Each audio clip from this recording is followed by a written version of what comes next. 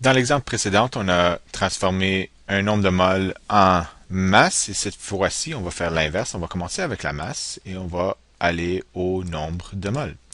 Alors, dans cet exemple-ci, combien de moles d'or avons-nous si nous en avons 150 grammes? Encore une conversion. Pour un mol d'or, on regarde dans le tableau périodique et on trouve que la masse est de 196,9665 grammes. Encore n'importe quelle conversion, on va commencer par mettre ce qu'on a au début. On a 150 grammes d'or et on cherche le nombre de moles d'or et on va multiplier. On veut éliminer le nombre de grammes.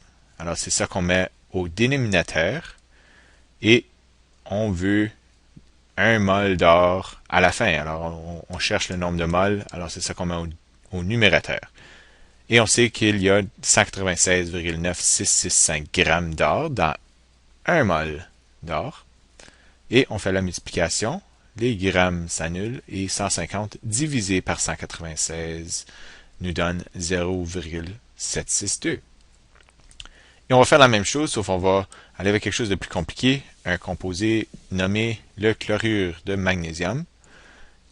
Et le chlorure de magnésium, si vous vous rappelez de la section de la nomenclature des composés, c'est un composé ionique et qui a comme formule chimique MgCl2. Alors la masse molaire du MgCl2 est, on sait qu'on a un magnésium et deux chlores. Le 1 magnésium a une masse de 24,305 qui est pris du tableau périodique et on fait 1 fois ce montant-là qui nous donne 24,305, ça n'a pas changé. Et on a 2 chlores, ça veut dire qu'il faut faire 2 fois la masse molaire du chlore qui est retrouvé encore une fois dans le tableau périodique, 35,453 grammes par mol, qui nous donne le 70 ici.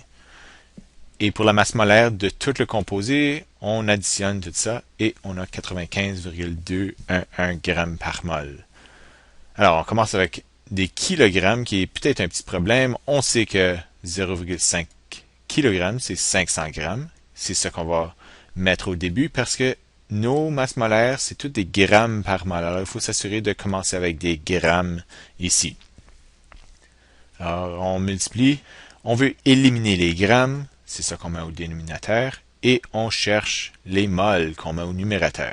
Un mol de MgCl2, c'est quoi sa masse? On vient de le calculer. 95,211. Et on fait la division. Les grammes de MgCl2 se simplifient.